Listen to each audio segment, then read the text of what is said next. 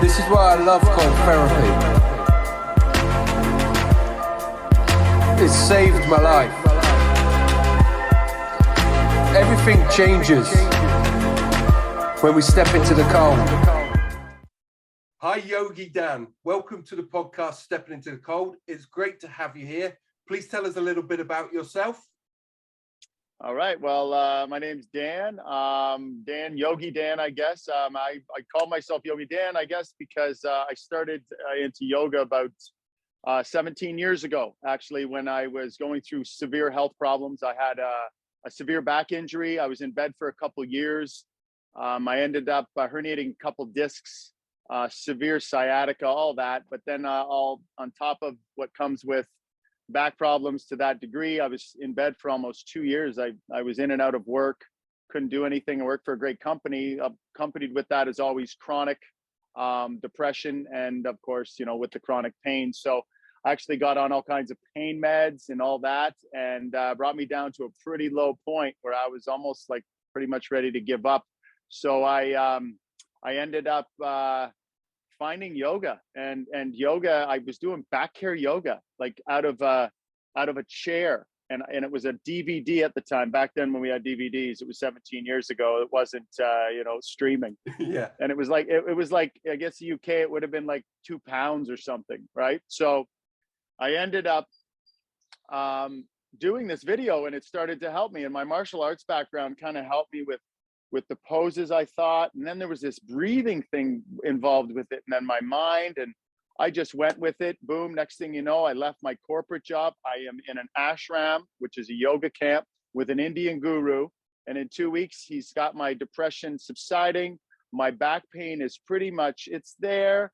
And it took me a little while longer after, but I'm playing football, of course. I'm Spanish, actually. Family's from Spain. I'm here in Canada, but we say soccer over here, which you guys know it's football. So, but running around, playing football, volleyball, all these things again. And then after that, that's when my life pretty much took off in this direction with wellness. And I've been pretty much doing this ever since.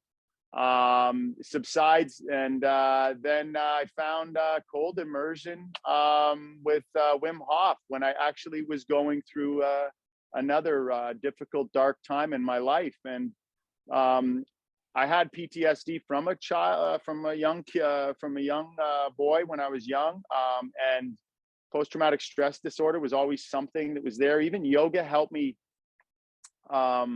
It helped me survive what was going on, I think, in that realm with the mental illness. But then the cold therapy, the cold bathing, actually healed me. So and then today I have a wellness center here in Canada, where I am near Ottawa, in between Ottawa and Toronto. I travel the world. I'm lucky I get to assist Wim Hof in our experiences. I love the guy. He's pretty amazing. He's a pretty crazy guy, but crazy about life, we like to say. And that's a big part of your healing, is to get back into love with life. And I was just in Brazil, did a tour of Brazil, and the Wim Hof method's big in Brazil right now. I sold everything, was sold out, and extra people. I had to do extra workshops down there. So it's been really, really awesome watching this whole thing grow. And I'm here, happy, healthy, and strong again, and on a beautiful podcast with you, my man. Wow. So much in that. First of all, is we have quite a similar story: back injuries, sciatica, having to sort of give up our jobs that we were doing at the time, heavy medication. So I'm really looking forward to diving into this. And as the podcast is called, Stepping Into the Cold, and it's to highlight people's transformations of going through the cold. And it was great to hear how you found a transformation through yoga and understanding early breath work. But as you've most probably come to understand, life is ebbs and flows, ups and downs. And we do have childhood trauma that's stored in our bodies that eventually it comes knocking, we have to deal with it. And I'm happy to hear that you've done that through cold therapy and breath work, and it's led you on this path, Brazil, doing all these amazing things. So really, let's take it step back all the way to that first cold therapy experience. Now, Canada in the winter gets cold. So Yeah. obviously this is most probably going to be from a young experience, but more in the way of when you consciously took the activity to consciously go in to use the cold for health and well-being and transformation. Well, yeah, this is a good story. You ready for this one? Okay. So I was telling you about my back issue and that, well, it was, 10 years later, and I meet my wife around that time, who I'm married to now, and she's going through cancer. And I never experienced that. Somebody, going through that in my life. Everything's been kind of hunky-dory with health up to that point, except my health maybe, but something this grave. And then my dad got sick, and he passed away from cancer, and we're fighting it with Tanya. She goes into remission. And then we find out the day of my dad's celebration of life, she gets it again. Then I go out to play football because I just wanted to run, and I tore my Achilles. So 3 bad things happen in a very short period of time. And I'm starting to look up again going, okay, man, look at what's going on here. So one of my therapists at my wellness center, who's a shiatsu massage therapist, he says, Dan, he says, you got to get into this guy, Wim Hof. I'm following him and all this stuff. So I decide, okay, well, I'll check him out. So I never really do, but then I'm looking at something on YouTube, and this Superhumans movie comes up, and it's got Wim Hof's name in it. And I thought, oh, that's that guy, he does ice and stuff. And I'm thinking, okay, well, no problem. And we're going to run inside, guys. We just had the dogs come out. Sorry about that. No worries. We're on the move. Yeah, we're on the move. This is what's good about the, the stuff now. You can just kind of move around. So anyways, I end up looking at this video, and they're showing all these guys hanging from hooks in their back in India and swallowing swords. And I'm thinking, okay, that's interesting and it's crazy. But they come to him at the end, and they show him, doing the ice bath for 1 hour and 53 minutes. That's at the time he had the record. And I'm looking at that going, well, we're in Canada, but we still insulate ourselves from the cold. You know what I mean? So I'm thinking, this guy can do that.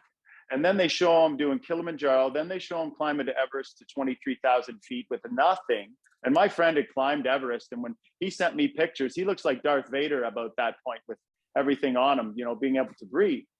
So this piqued my interest, and it kind of ignited something in me because of what I was going through. It was a pretty dark time. So I end up going down the rabbit hole and looking at it. And I'm thinking, this guy is just nuts, but he can do some crazy shit. So I end up finding the breath work, and then the breath work, I see him doing it. And I'm looking at it going, okay, that's a form of yogic breathing. He's got the breath hold at the exhale. And I looked at it and said, okay, I understand that. So I did it, but I did it to one of his things. And I'm like, holy cow, I was lit up like a Christmas tree. So then I go home, and it was just the cold shower I took. Well, I take this cold shower, and I go in my room, and I actually just have this cathartic release. I start crying, and it just for like an hour.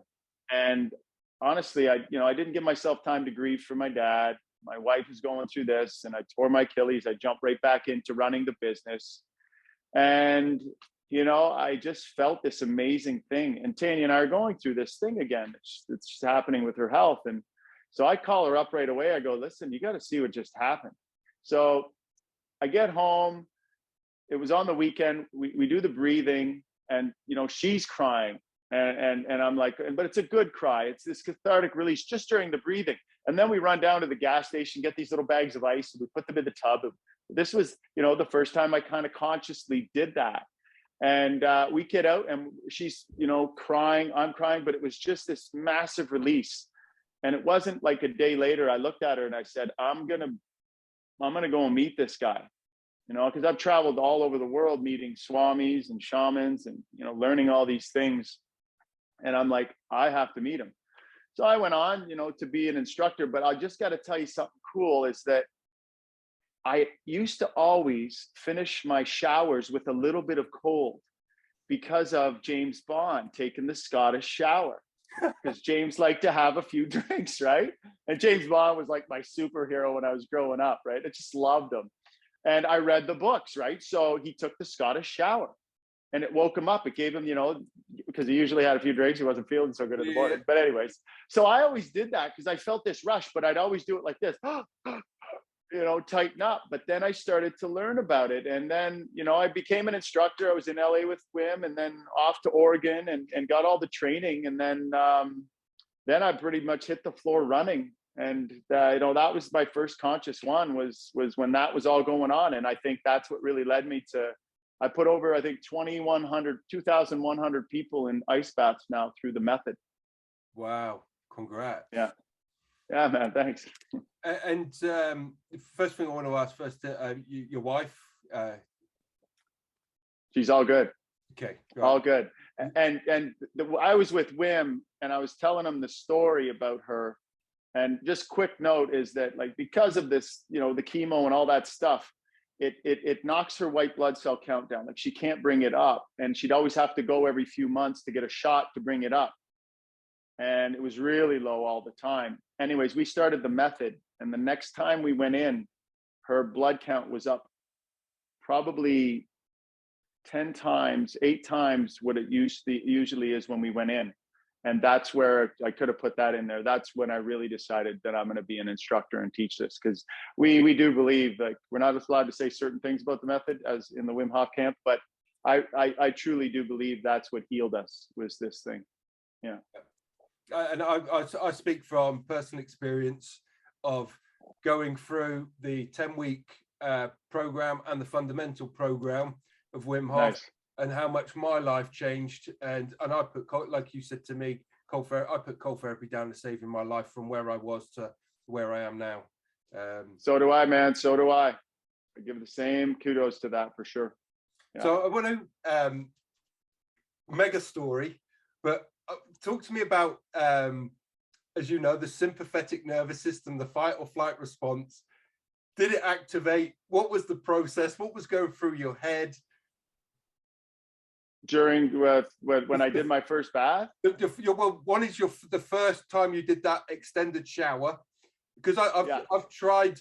So I came from, my wife is Spanish, and when I explained to you before, I explained to Dan before we was in this that I went and saw Bob Proctor, that's also in Canada, and when I was going through the cold therapy, the showers where I spent half of my year in Spain very rarely go below 16 degrees Celsius, about 60 degrees Fahrenheit. That's where the inspiration and the epiphany for CRYOSHOWER came. But good. But what I did is I went, I think it was June time in Toronto, and obviously June time in Toronto versus coming out where it was almost 18, 90 degrees in Spain, to then all of a sudden jumping in that shower was a shock. And that's when I first realized that if you're able to alternate temperatures, a bit like stepping into a task, or what Andrew Huberman talks about, the release of dopamine. So, maybe spend a month on that level and then drastically change it just to get that reset. So I'm just interested to know, because I know what the water table's like in Canada. Well, it's beautiful. Like, even right now, the shower, like, I take a cold shower no matter what. And I started my day with a cold shower. Then I went over to my studio and I was doing some work this morning, and I do an ice bath because I have a freezer set up there. Nice. And I mean, it really sets me up for the day. I find, like, I don't take them every day now.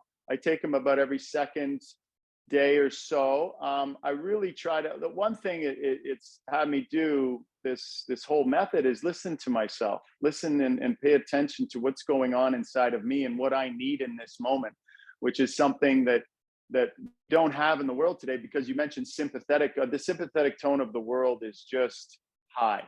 Everybody's stuck in sympathetic, and there's no parasympathetic, really. They're going to bed at night thinking they can just shut it off, but everybody's running around in DEFCON 5 all the time. So, the one thing that I learned at the beginning, you know, when I was practicing, I didn't have any training. So I was fighting it. And when you fight in sympathetic, you're only adding to the sympathetic response. And I was fighting, trying to do more. And the only thing, and I mean, everybody should realize this out there, is that the only thing that adds danger to really ice bathing, unless there's an underlying condition, is time. You know, you can do a couple minutes and you're fine. But, you know, what Wim really showed us is he said that, you know, in those 2 to 3 minutes, if you can relax and just tap in a little bit into the parasympathetic and use those tools like the breath and slow down the sympathetic response, that's wherein the magic happens in this whole thing. Because I've had like professional football players come to my one in Ottawa here in our capital, and he was trying to break the tub, pushing into it. Like he's just fighting it. And then 45 seconds later, he jumps out. And then this tiny little woman who weighs 100 pounds, you know, a third of his size, this guy was 300 pounds. She sits in, calms down, breathes. 3 minutes later, she gets out and he's looking at me going, I'm going back in. But we fight as men, right, too. And I find, and I'm going to say it too, women actually are better at this than men, because when we get stressed, what do? We push back. So I found when I started the method, that's what I was doing.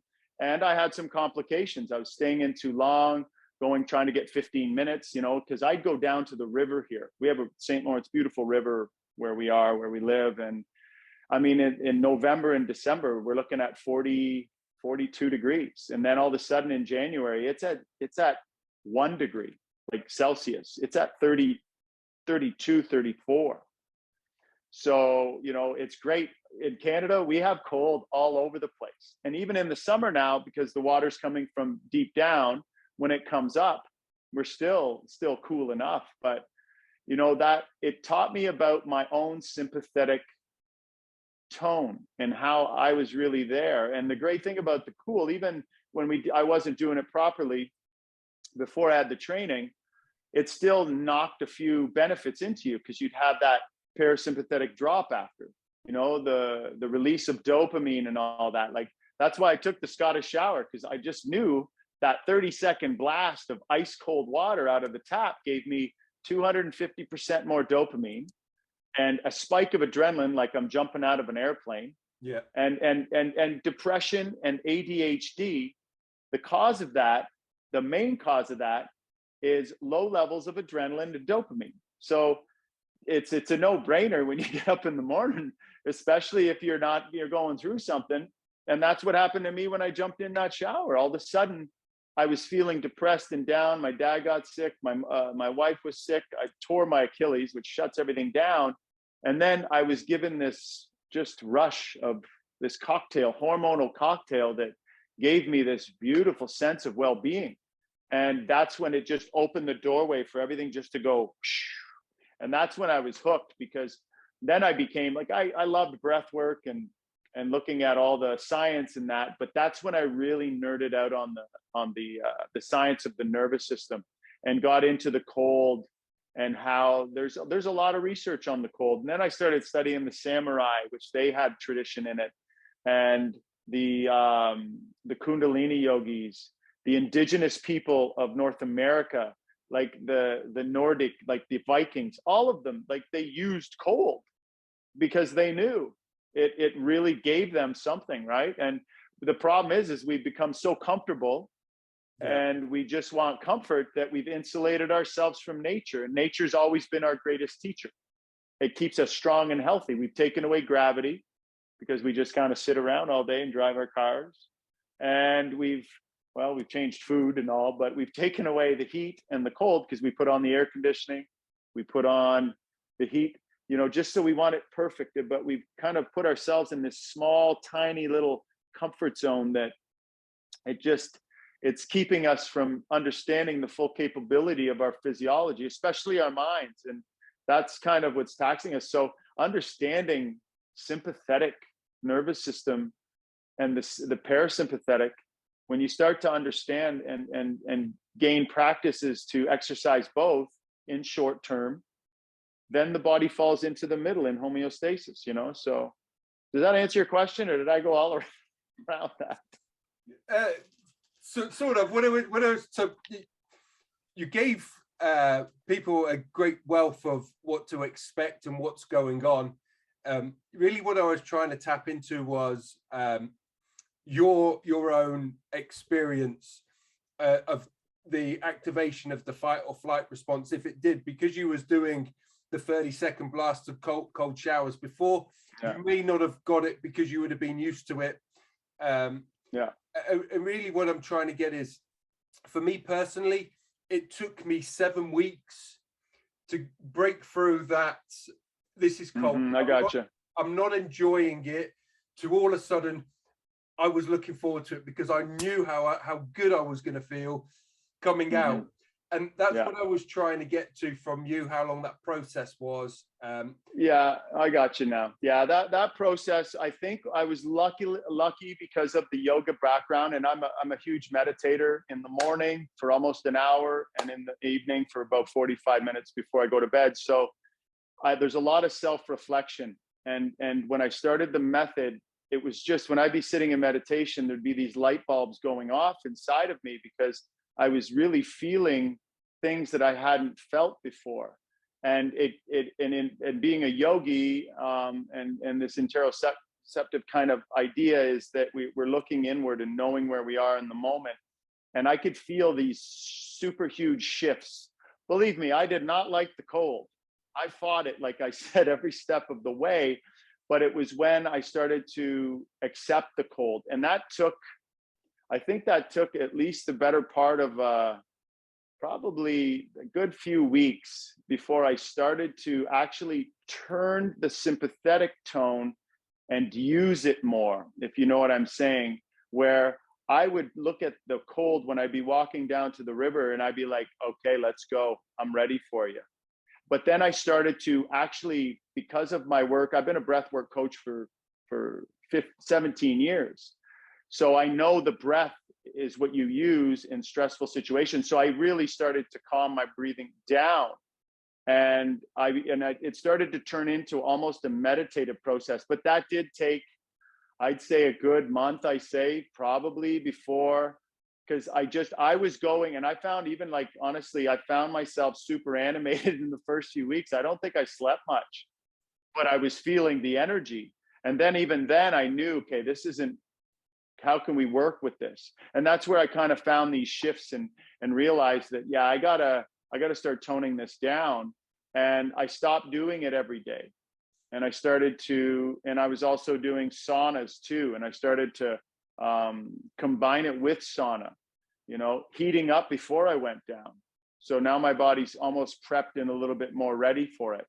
So I'm kind of like, in my world, I'm a biohacker also. So I'm looking for everything. I got Ben Greenfield's book right over there. I mean, he's the greatest biohacker that's been around. I followed him for many years, and I'm more about using science now because it can show us at such a deep level what things can do for us, and we can hack in the body. So, but yeah, definitely it took me a while before I could calm down. And that's why the training's so important, because in my workshops, I explain that to them, that if you combine the three things, the cold, the breathing, and the mindset, when they come together, it's powerful. But if it's just the cold, like you and I started out with, or like, yeah, let's go. And you're like, wow, after a couple of weeks, I was like, okay, you gotta calm down. You can't live at this level. We need to bring it down to this level, right?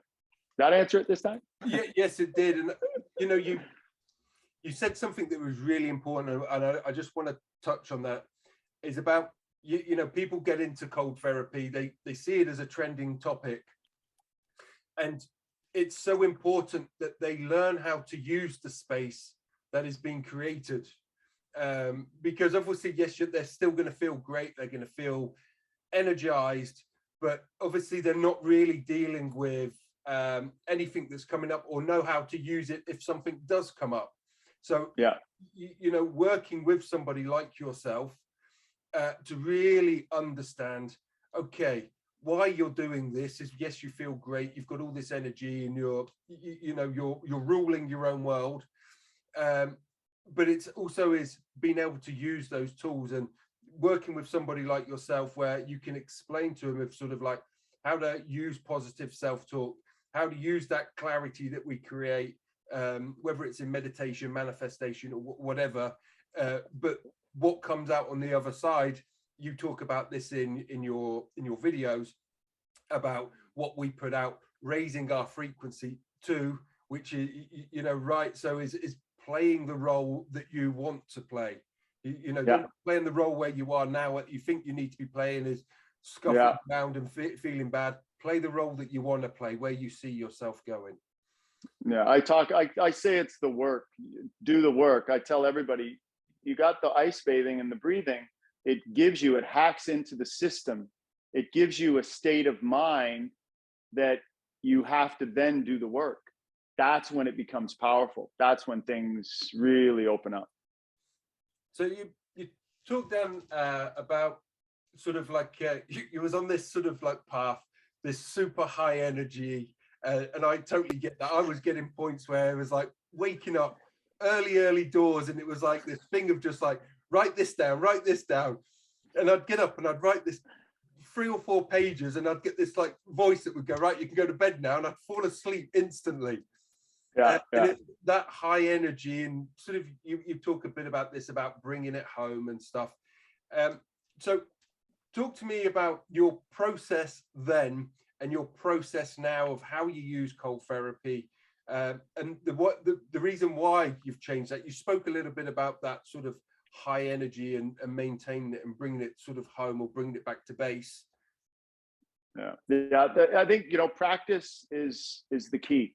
We need to practice. We need to see a practice turns into the habit, which turns into the personality. And my practice back then was, I think the ego was very involved with it. And now my practice is where the ego is disintegrating. It's starting to go away. My practice now, it's a routine. Now I realize that the work has to be done. You know, I can do breath work and get that feeling, that high, and I'm going for the high. Well, that's not the thing. And the same thing with the ice bathing. If I'm just going for the high, then you don't do the work, because it opens up a thing inside of you, the cold and the breathing, that allows you to go inward. And inside is where everything's going on. Like, we've stored everything from the time we were born, you know, this until this moment. And the things that serve us, we can start to recognize them more and more. And that's what that's the process that happened. I think that eventually I would have got it, but the training and learning was, and, you know, from, of course, the master, I mean, Wim, but then I've gone off into like Tipton and all these guys I've read about. And, you know, there's a lot of information out there, and, you know, there's a lot of information that can help you understand the method more. And to me, it's about digestible information. And also the information's great, but then it's also the experience, because, you know, we always say, you know, knowledge is knowledge, but feeling is the true understanding. And if you know what you're feeling, it's about stepping back and seeing yourself. See, right now, that sympathetic tone, like we talked about, is just driving this ego, you know, victim or whatever you're going through. But if you're looking at yourself, observing yourself from a space that you're in control, you can see, you're like, I don't think that's serving me. That's not, you know, that's not good. And I'm still doing that to this day. I mean, this is a work in progress. You know that, my man. Yeah. It never stops. And if you find somebody out there that knows everything, I'll pay anything to learn from them. But it's just learning about yourself. And a lot of people, when they come to my yoga practices or take my courses, you know, some of them go off and just take it. But then there's a lot that go, geez, I'm okay over here, like that. They, you know, they see the work that's involved. And, you know, I always say they're just not ready yet, because then all of a sudden I see them 2 years later, and, you know, the PTSD has really taken a hold of them, the stress level, you know, their job or whatever it was. But yeah, you know, the practice from then till now is just interoceptive training, like you're looking inward and you're knowing where you are in this moment. That's consciousness. And when you start to become more conscious, then if you're being led around by an ego, and it's just life's just going to happen. And if that's going to be the path you go on, there's probably going to be a lot more ebbs and flows. There's going to be more downs than they're going to be up, like you talked about. So definitely my practice now is a routine, and I believe in routine. When I train, like I'm a performance coach, I train people, and from the morning they get up, I have a wake up protocol till their sleep protocol, and in between we start to give them the routine, but a routine that serves them, right, that they can work around their life. And once we get into routine, we become more familiar. The more we're in a less sympathetic tone, then that even just adds to that consciousness, the ability to be able to read ourselves. And then it's great. One thing I've noticed too is that when you get to this point where you start to really see yourself, then when things come into your life that are like toxic, or you kind of go, oh, no way, man. No, you just over there. I'm going this way, right? And then it's like I say, my universal law is, you always need to be moving forward with confidence. You hit a wall, you look at it and you go, how do I get around this now or over it? You don't stay there. Keep banging into that wall. So yeah, just consciousness comes in when you start just observing yourself. That's what the method's done. I have a routine that it's forged. In COVID, it's the thing that really helped my family, because we got up and I was like, okay, breath, meditation, sauna, ice bath, food, good food. Then I would do a breathing on Facebook, and I kept myself busy. And then I was lucky through WIM. I met so many CEOs and really influential people that were reached out, and I started doing work in their companies, Nike and Hexo and all these great big companies. And I still work with a lot of them, and I teach them breath work once a week, and I'm on their Instagram channels doing stuff for them. So it's been one hell of a ride, my man. Awesome. The one thing that really stood out there is I liked your reference when you said my universal law. People that are watching this will obviously know what you're talking about, and that's all part of the journey of coming home. Yeah, man. And the way that you identify when you talk about when you're looking at yourself, and that's really what cold therapy can do.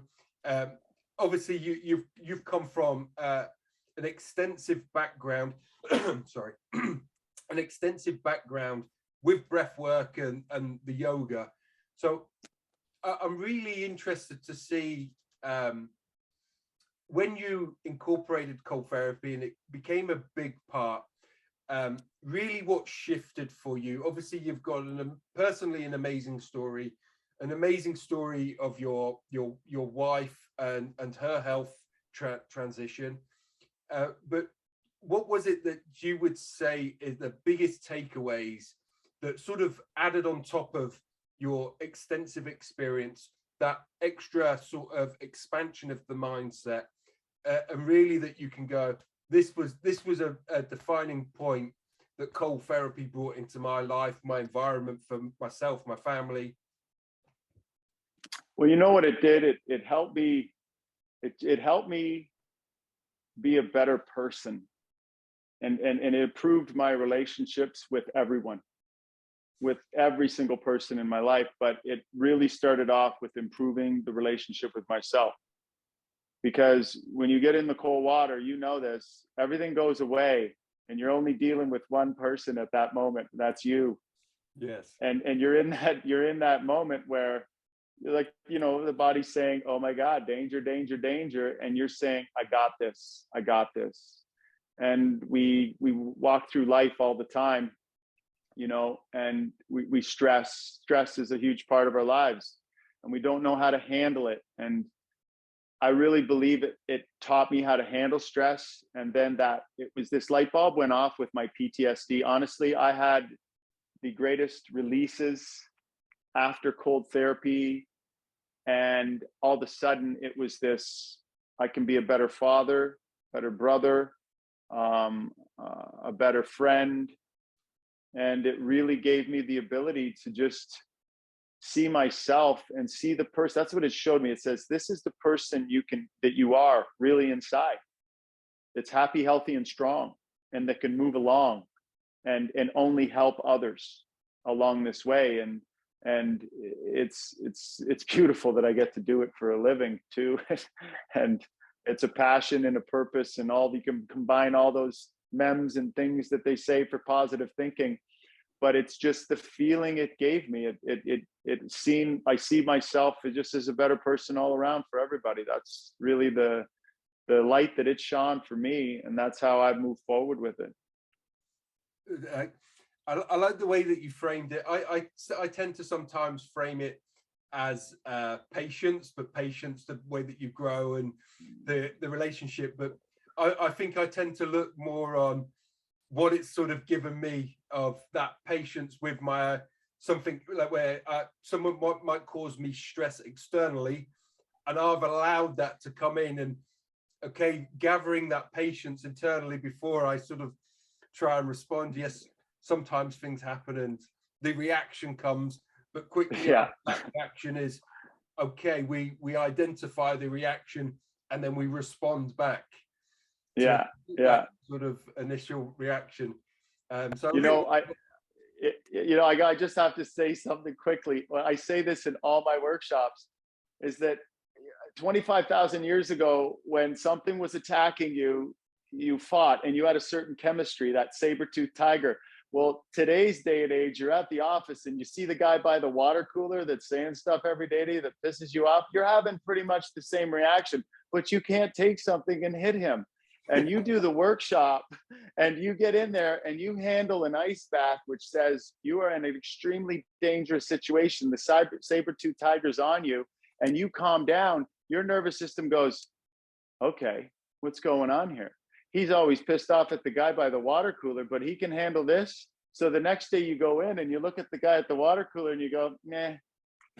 Just like that. It's a cross adaptation almost for that patience thing. I thought I'd just throw that in there. So I'll tell you, so this is the vision I was having in my head as you were describing that. Mick Dundee, Crocodile Dundee, you know where he comes up, is it the bull or the rhino, and he gets out the car and he gets the bull to like relax. That's the sort of the internal superpower you end up getting, where you take control. That's the analogy you gave me. Oh my God. Yeah, oh my God, Crocodile Dundee. I remember that was one of my favorites. That brings back a lot of memories.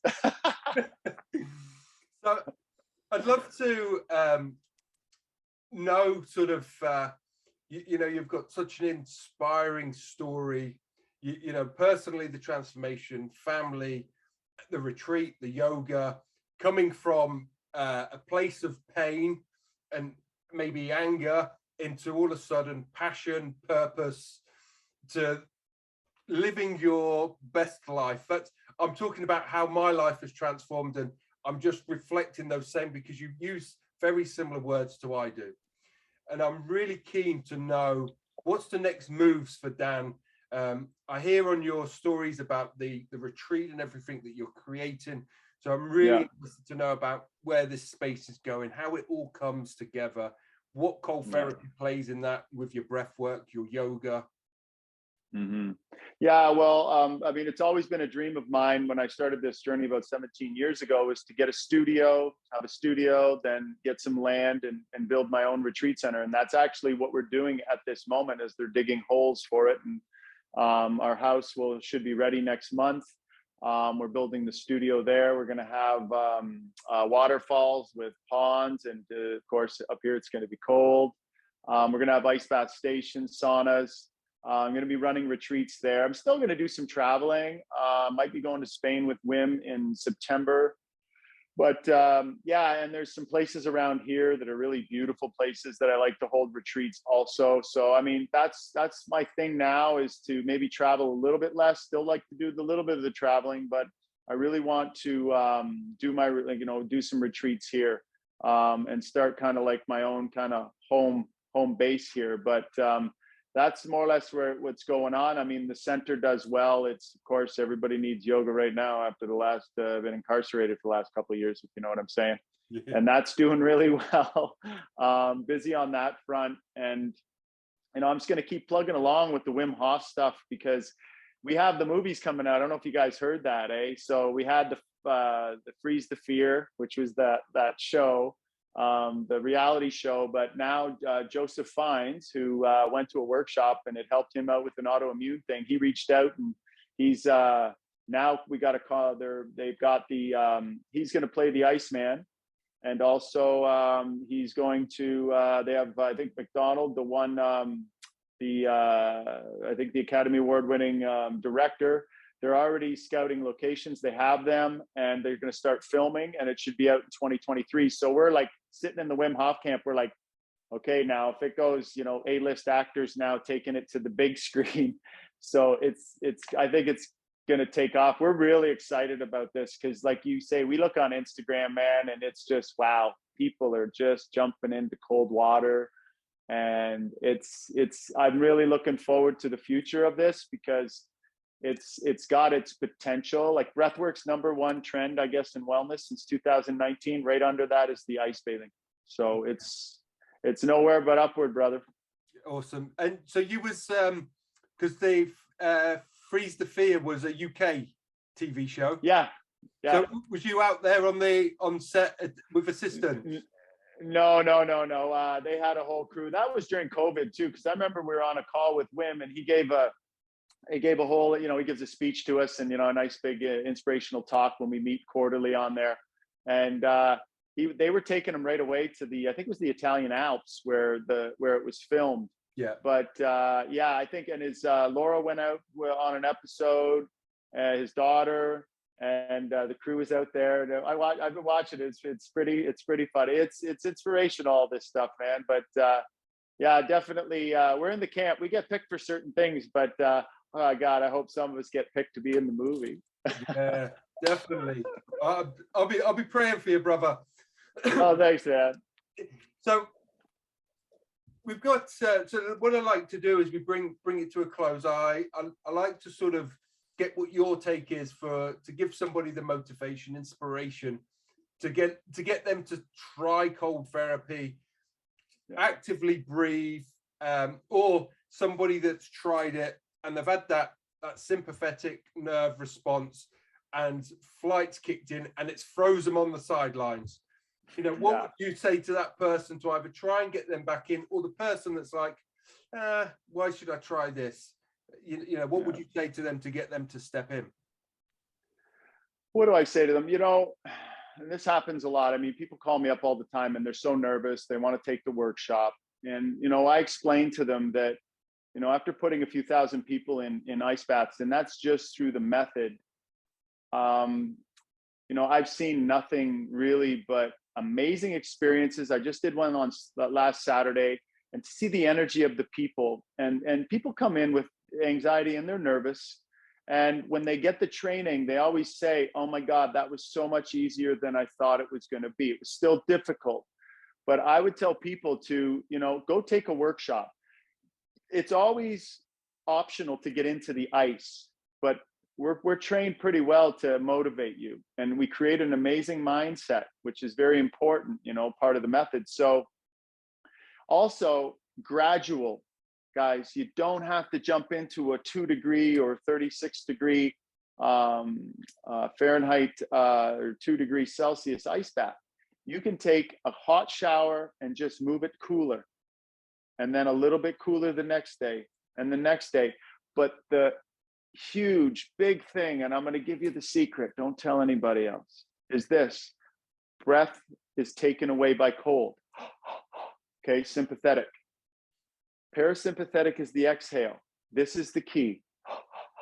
Blow out. Control and regulate your breathing in the cool shower, and just try to breathe in deep and out all the way. That is the key to unlock that sitting on the fence, and just kind of put your toe in the water first. That's all. You start off with your toe, then 2 toes, 3. I'm telling you, growth mindset is doing something every day that you think you can't do. I don't, and that's growth mindset is this. It's fixed to sitting on the fence going, I can't do it. growth mindset, we won't get into mindset, it's a big one. But growth mindset is just saying, okay, I don't have the talent. I don't think I can do this. It's difficult. But if I do a tiny little bit every day, doesn't have to be much, 10 seconds in that cool shower, not even cold. But after a week, all of a sudden that self-efficacy, that like, okay, hey, I can do this. But that grows and grows and grows. And it becomes part of you.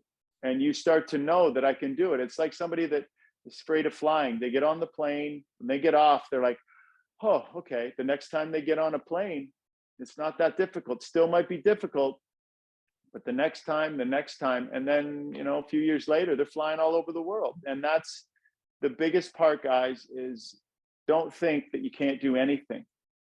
You can do anything. You just have to take it one step at a time. And that's probably the biggest advice I can get. Don't jump into an ice bath. Start off small. Wow, Dan. You know what? So much knowledge, so much insight. It's been a pleasure. And I'm going to hand over the floor to you to close the podcast off. That's what we like to do on Stepping Into the Cold. And this is a place where you share your social handles. And this really, I really do suggest to people to go and follow you. You know, you are a seasoned breath facilitator, a yogi, a Iceman instructor, sort of light bearing soul that's just here to offer help and assistance to people, not only through your own experience, but just, you know, you just live and breathe, you know, what I am trying to become. And I appreciate you for all of your time. And the floor is yours to let people know where they can find you and any closing remarks that you want to leave them. All right, man. Well, listen, I want to thank you first for, you know, being here, and you're already an Iceman, man. Just keep going, like what you're doing, spreading this thing, having me on here. And I guess you got a great guest next too also. So also listen, just, you know, I love doing this. So I just want to give digestible information, something people can use. And if you follow me on Instagram, it's Yogi Dan DeLuis, which is DAN_DELUIS. You can find me on the gram. I also have Subramanya Yoga Center, which I have tons of videos on there, on Facebook. I also have a YouTube channel, Dan DeLuis Wellness, where I'm just starting to put out more and more videos. Just did a thing on my favorite meditation hack, which is coherence breathing. It's the biohack. If you don't like meditation, honestly, this is the key to it. So I'm all about getting the information out there, guys. If you do want to reach out to me, my email is Dan, DAN.DELUIS@hotmail.com. I do this for a living, so any questions, anything, just reach out. I love to get people started or help them on their journey. And I got lots of media out there now that can get you going. I even have a platform for doing live yoga classes and stuff like that I do at the center that we stream live that you can join in on. And there's even a 2-week trial that you can just kind of check it out. If you want any information on that, just email me again at dan.deluis@hotmail.com. And also, I guess I'll give you my WhatsApp. WhatsApp is, it's Canada code, obviously, 613-340-6671. I field lots of stuff on that. I'm in lots of different groups of people that I've been in retreats all over the world with. Still stay in touch, still sending stuff. And if you're interested in doing I got a really good high-end, beautiful retreat coming close to here with a chef, Wim Hof experience coming up in December. We're just about to launch the date on that. There'll be people coming probably from all over the world. So reach out if you need any assistance or you wanna hang out and do some cold stuff. Nice. Dan, thank you so much. Thank you, Dan.